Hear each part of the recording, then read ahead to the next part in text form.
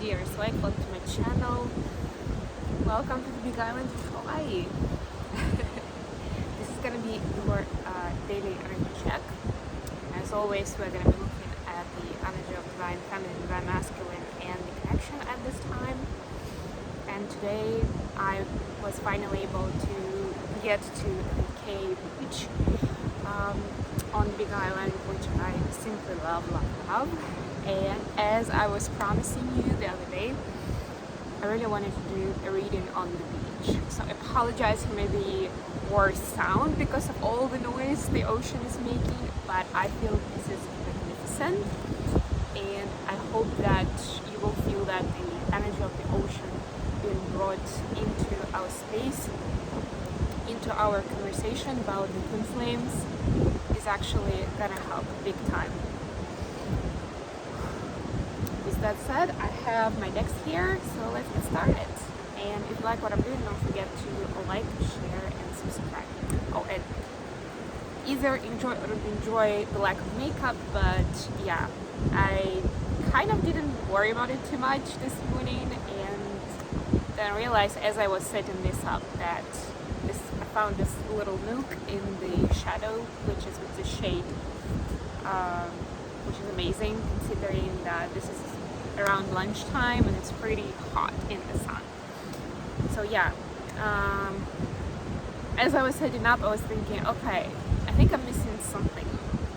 Yeah, I didn't really put my makeup on, and I didn't bring it with me, but so be it. At least I've got my beautiful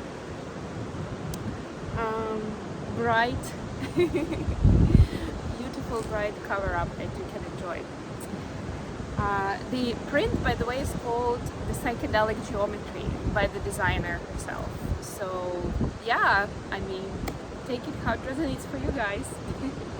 But anyways, let's get into the reading. Happy Lunar New Year if you're celebrating. Happy super moon, the new moon in Aquarius. Happy Aquarius season and happy birthday to all the Aquarians out there. This is your season, your time, baby. As I was saying in my last reading dedicated to the new moon, it's a time of, it's a time of thinking big, thinking, what can you bring to this world? It can be a variety of domains, of course, so don't get hung up on specific things, right? Whatever comes to your mind, write it down. Whatever comes to you during meditation, there can be something significant there. And if it seems silly or you don't really get it, still write it down, seriously, and maybe ask additional questions, or it will just come to you. Don't worry about it too much, but it's important to ground it somewhere, right? And as I'm saying it, the card that I got for Divine Feminine is grounded. Go deep, explore your roots. So what I'm getting with this, I mean, for some of you it could be connected with the time with the ancestors, or discovering something important about yourself through connecting to ancestors. It could be in 3D space, right, through your relatives, through your grandparents maybe, or just distant relatives that you don't get to talk to very often. Or it could be in 5D space, connecting to their souls, to those who have passed, to those who have been accompanying you in previous lifetimes, right? It can be all kinds of things. But those stories, and if you're thinking that's just too much, like, oh, no, that's not for me, start with your own childhood, start with this lifetime, start with what you can go back to. Take a look at the photographs from your childhood, talk to your parents at least, older siblings, whoever you have available to you, to get back and remember some of the stories, right? It could be a fun experience, it can be a bonding experience with your family actually, right? But know that there will be additional meanings to it. Even if you're not looking for it, there will be, I promise you. As soon as you get on the twin flame path, any kind of storylines, any big events that are happening to you or you remember happening to you will have additional significant meaning. So yes, there is something there, some important piece of the puzzle that will help you make important connections with what you need to do next in the present moment. Okay, I'm sorry guys, I just need to use some stones here to hold the cards because it's very windy, as you can see and probably hear. Okay, the grounding card, which is grounded with a stone. Let's see what we have for Divine Masculine.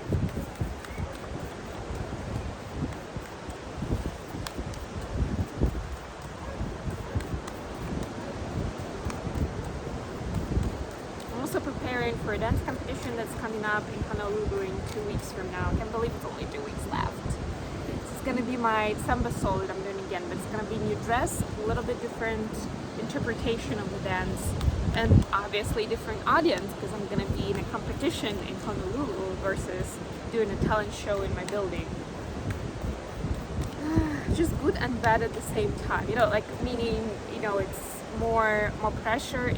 I'm not gonna have people to support me who are supporting me in the talent show, but it's gonna be interesting. It's gonna be exciting. It's like the big stage, and not that it's a big competition. No, it's not. But you know, compared to a talent show in your building, it is a big stage. Yes. Okay, let's see.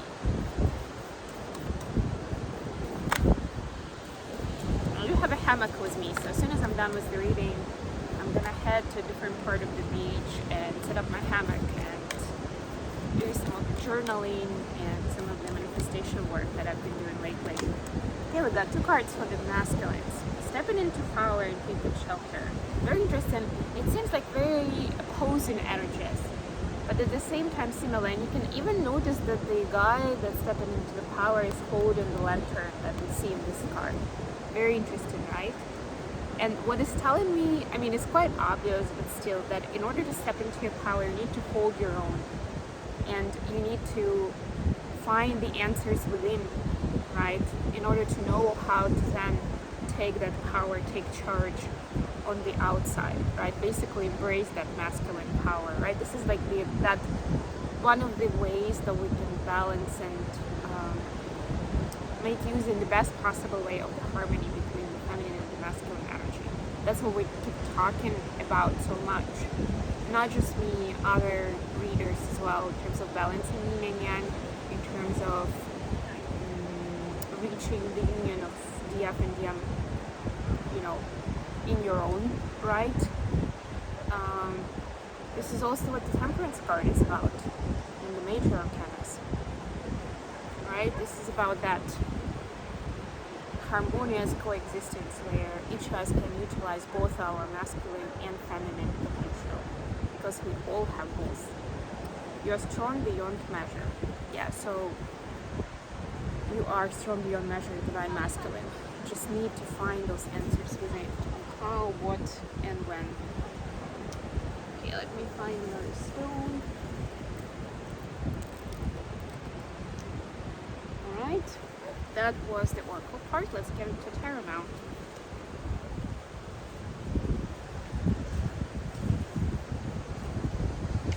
The Witch's Tarot is going to be my main deck today for checking out the energies of each of the twins. What's going on with divine feminine at this point in time? Got something in reverse here. It's interesting because I don't usually... Okay, yeah, maybe it's supposed to be in reverse. Found it.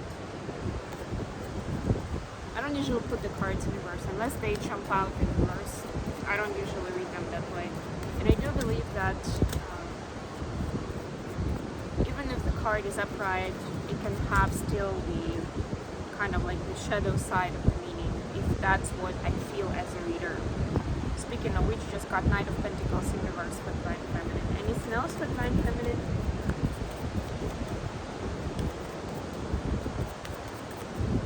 It's a little windy, but I feel like the wind as well as the ocean are working with us. They're supporting the conversation. They want to be part of it in the best possible way. The Tower and the Hangman. Okay, we'll keep that. And while I'm on it, I'm also going to get the cards for the DMs. And then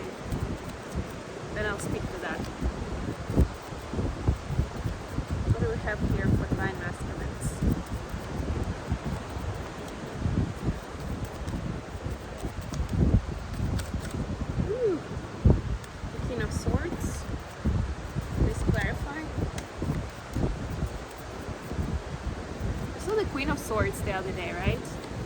It's interesting, right? Again, this is like that balancing out, and the Swords is the Aquarian energy, the air, but this is that balancing. So one day it's Queen of Swords, another day it's King of Swords, and on a conscious space it can be very, very subtle difference, if any, but the energy knows, right? Whether you are employing your masculine or your feminine side, and we need both, really. Just that depending on the situation, you know, it can be different outcome depending on whether you employ the feminine or the masculine energy to it. Here we got the Sun, beautiful, and Seven of Cups, gotcha. Okay. So, oops, sorry guys, need more stones here, urgently. Okay, I think now I'm good. Did I lose anything? No. Okay, so for feminines, we got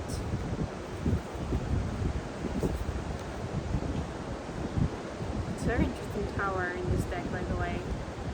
Look at that, it's like the crown is being lifted.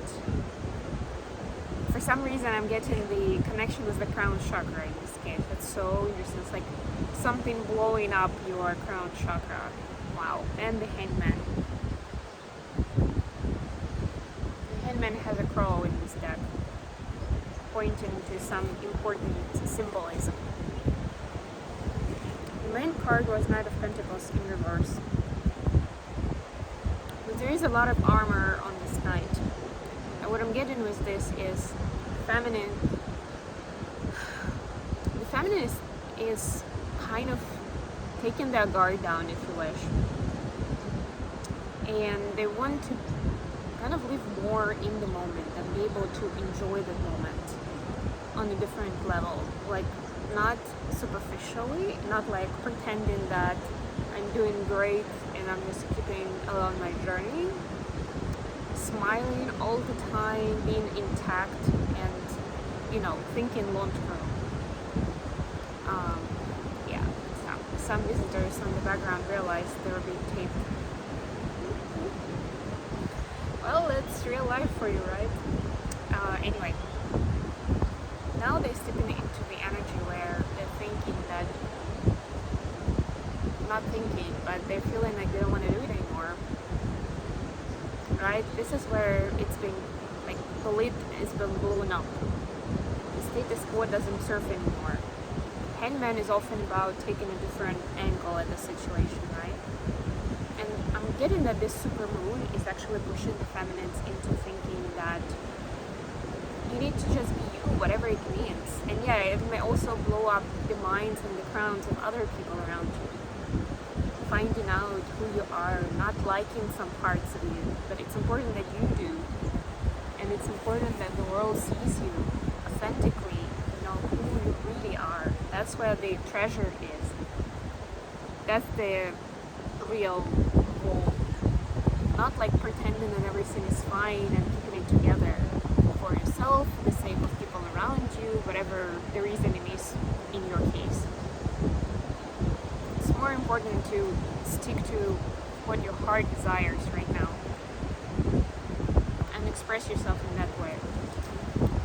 Quick example I'm gonna make from my own experience, just from yesterday and today actually. I do live in a house with other people, because I'm renting a room from someone, and there are obviously like the hosts, people who own it. There are also other guests, and they're all wonderful people. I'm very grateful for that group. But I noticed that because they're very, very different, and I have so much experience with like different varieties of me, different parts of my personality, you know, experiences that are so different, that I'm used to being in a certain mindset and, you know, in a certain predisposition when I'm talking to a specific person. So I'm like, okay, this person, for example, this person worked in the corporate world, even in IT, the same way I did, for a long time, right? So that's our connection point. Or they like swimming. I love swimming, right? That's our connection point. So I'm kind of like pressing into that direction. And I'm doing it, it's totally subconscious, but that's how I'm like bonding with a person. It's how I'm finding connection. And there's nothing wrong with it. I mean, it is my real experience, right?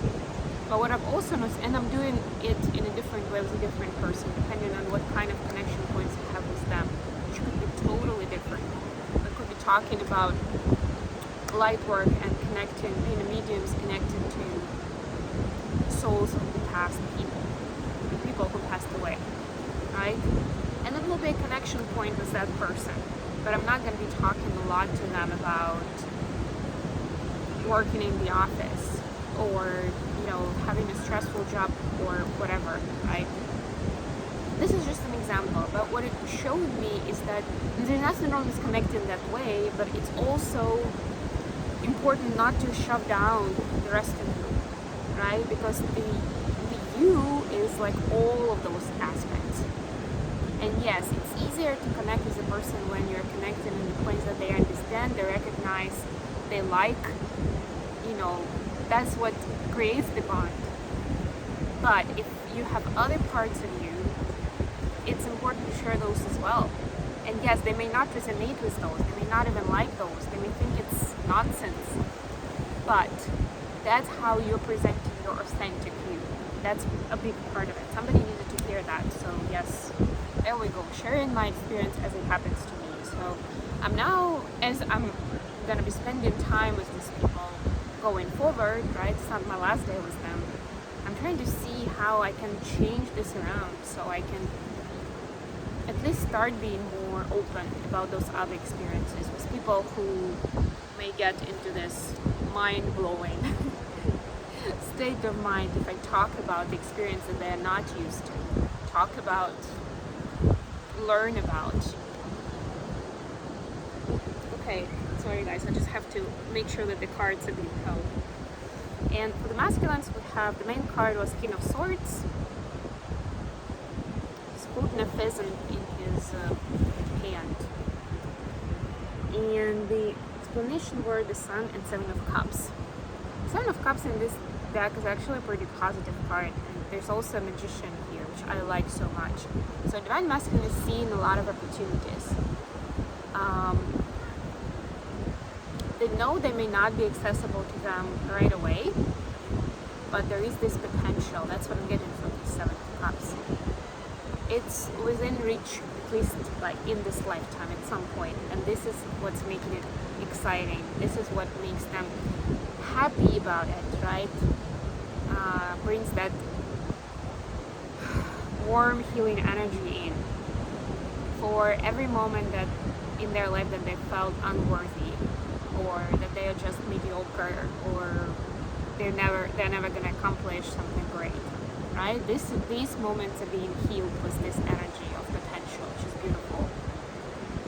And this is also bringing them into a more authentic place, where they can understand how powerful they are. Remember, we got the Oracle card was about stepping into your power, and look at this picture. Isn't this the envisioning of stepping into your power? Look at this person, how confident they are in what they do, in their power, right? They have the tools. It's like, yes, and I have my resources. I know how to use them. And the King of Swords is using them to bring order and logic to the space. And Divine Masculine feel that that's important. That's what their power should be used to. Not just to just get what they want immediately, you know, not like that childlike energy, like, yeah, I want it, I'm gonna get it. No, this is a lot deeper than that. This is like, as a wise leader, I understand how to bring order here, how to make things easier, how to optimize, and I have the tools to do it, and I'm doing it. I can do it, and I'm doing it. Beautiful, love it. Okay. I'm not going to do the messages today, but I will pull a few cards for the connection. So I have one more deck. It's the Light Seer's Tarot. Let's see what's going on with the connection between the twins today. What's going on in twin flame connection space?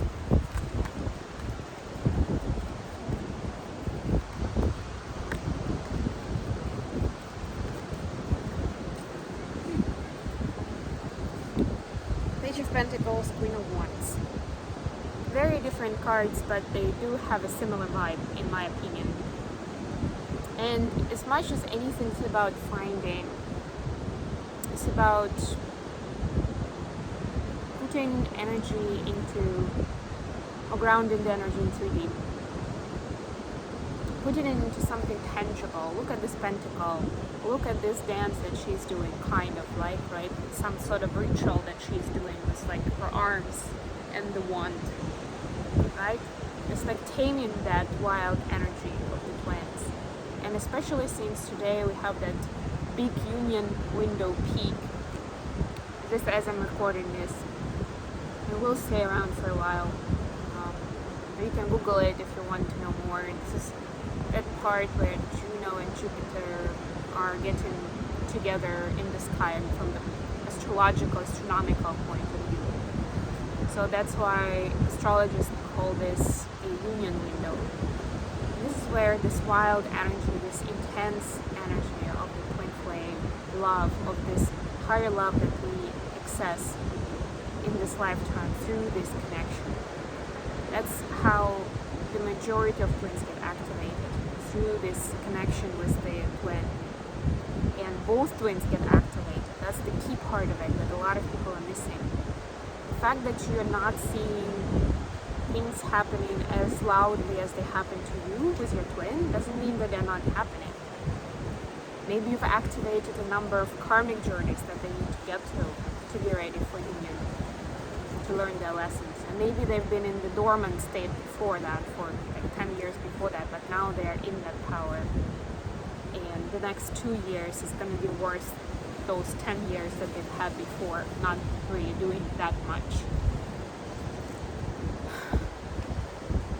This is that profound realization of how important this is, and that this energy, this love is given us for a reason, given to us for a reason. This is that, if you can envision it as a bowl of flame, this flame is given to us. The flame is a powerful element, like every element is powerful, but imagine that bowl of fire, how much it can do, the good and the bad, right? And this is up to us how we use it. So we need to learn, we need to be masters. We're not necessarily going to nail it perfectly well, but we still need to have a much better idea of how to use it for the good, not for the evil, right? To be more conscious about it, more aware, to be able to guide our own lives and the lives of people around us who get drawn by this energy, to this energy, who will be our flock, our collective, who we are going to be helping in this lifetime to find the wisdom of love and light, compassion and kindness, and what the true connection between people is. I love this so much, and I can't find a better way to finish this reading. I'm gonna let you go, guys. I love you all. Thank you so much for joining me today. I'll definitely do more readings from the beach. I love this energy of the elements so much. Let me know what you think in the comments. In the meantime, I love you all. Bye, guys.